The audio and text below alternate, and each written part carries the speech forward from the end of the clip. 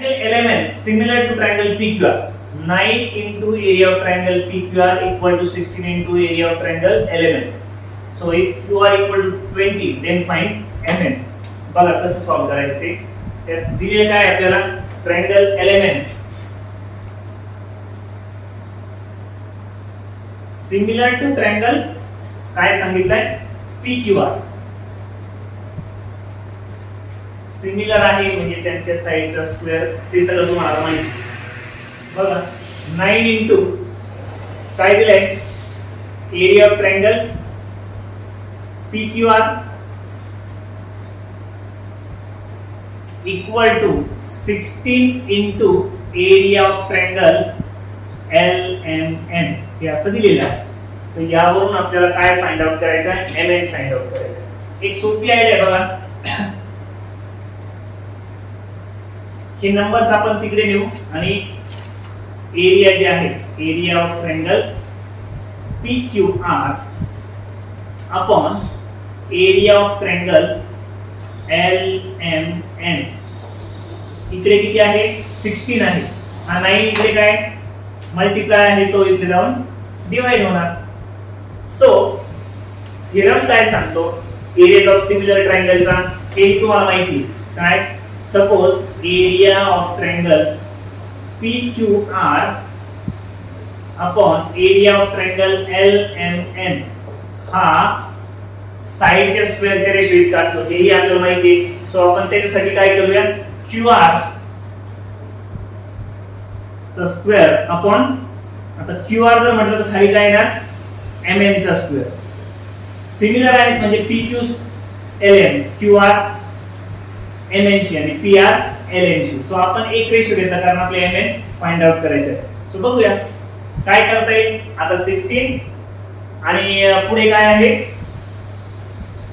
16 upon 9 बरं QR square हा कुणाच्या इक्वल आहे 16 अपॉन 9 असंही लिहू शकतो. QR square upon MN square हा कुणाच्या इक्वल आहे 16 अपॉन 9 च्या इक्वल आहे. सो आपल्याला पाहिजे काय आहे फक्त MN आपल्याला फाइंड आउट करायचं आहे. सो इथे स्क्वेअर आहे काय करूया आपण टेकिंग स्क्वेअर रूट घेतल्यानंतर काय मिळेल QR upon MN equal to आता ह्यांचाही स्क्वेअर रूट घ्यावा लागेल आपल्याला. तो किती मिळेल QR upon MN equal to 4 upon 3. आता MN काढणं काय अवघड आहे का व्हॅल्यू आपण फक्त क्रॉस करून व्हॅल्यू आपण मिळवू शकतो. सो QR आपल्याला दिलेला आहे आय थिंक बघा QR किती दिलाय 20 दिलाय आणि MN आपल्याला 5 upon 3. So therefore 20 into 3 equal to 4 into MN. So बघूया 4 तिकडे जाऊन काय होईल इकडे मल्टिप्लाय आहे इकडे जाऊन तो डिवाइड होईल. So MN will be 4 1 the 4 4 5 the 20 5 3 the 60. MN ची व्हॅल्यू आली. बघा फिफ्थ एक्झाम्पल आहे area of two similar triangle are 225 square centimetre and 81 square centimeter. If a side of the smaller triangle is 12, find the corresponding side of the bigger triangle. बघूया आता यात दिलेले काय area of triangle 1 225 आणि area of triangle 2 जो किती आहे 81 square centimetre. आता ट्रायंगल सिमिलर आहे एक आपल्याला माहिती आहे काय ट्रायंगल 1 हा सिमिलर आहे ट्रायंगल 2 शी म्हणजे area of triangle 1 upon area of triangle 2 हा त्यांच्या साइडच्या स्क्वेअरच्या रेशो इतका असणार. सो इथे वरती आपण बिगर ट्रायंगल घेऊया side of bigger triangle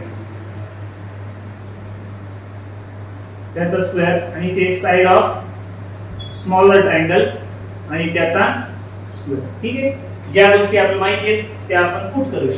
triangle 1 किती 225 upon 81 equal to bigger triangle I think दिलेला आहे नाही तोच आपल्याला काढायचा आहे.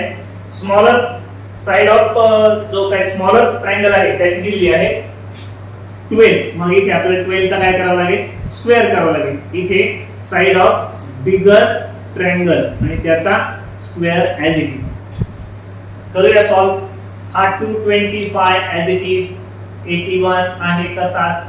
हा साइड ऑफ बिगर ट्रायंगल आणि त्याचा स्क्वेअर अपॉन 144.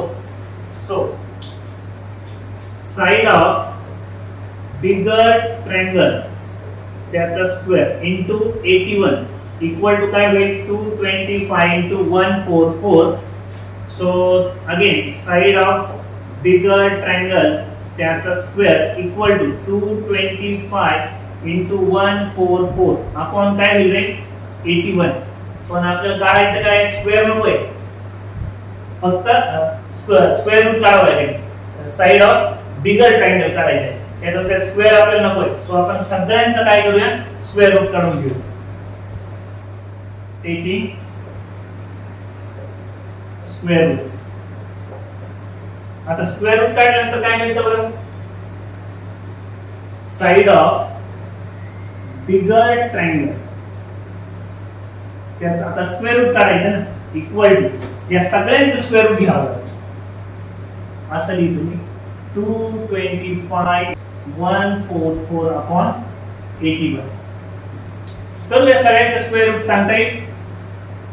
15 into 12 upon 9. सगळ्यांचे स्क्वेअर रूट घेतले. 225 चा 15, 144 चा 12, 81 चा 9. आता याला सिंप्लिफाय करूया. 3 3 चा 9, 3 4 चा 12, 3 1 चा 3, 3 5 चा 15 and 5 4 चा 20. So therefore side of bigger triangle is